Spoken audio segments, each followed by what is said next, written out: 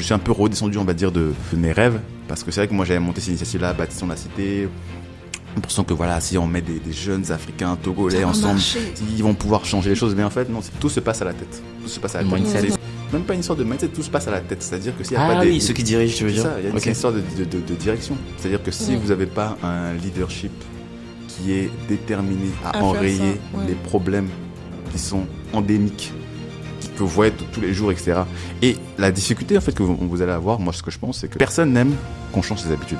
Que ce soit vous et moi, les gens sont habitués à vivre d'une certaine manière, même si c'est bon pour eux, leur faire accepter que ça va changer, c'est difficile. Il va y avoir de la contestation, il va y avoir parfois des insultes, il va y avoir des phrases virulentes. Donc, soit parfois vous dites je fais le dos rond et puis je laisse tel que on va dire c'est plus facile et les gens vont moins être critiques à mon égard. Soit vous mettez les mains dans la boue, vous allez recevoir des critiques, on va vous traiter de ceci, de cela.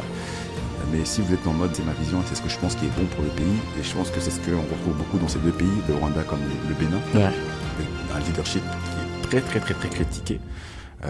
Mais les gens gardent leur cap, ils se disent je pense que c'est ça qui est bon pour mon pays et vous apprécierez les résultats plus tard. Et c'est ce que dit beaucoup le président Talon, il dit vous allez m'insulter mais demain vous allez m'applaudir. Et voilà, nous on fait pas de la communication pour faire de la communication, on fait d'abord et puis c'est vous qui allez apprécier.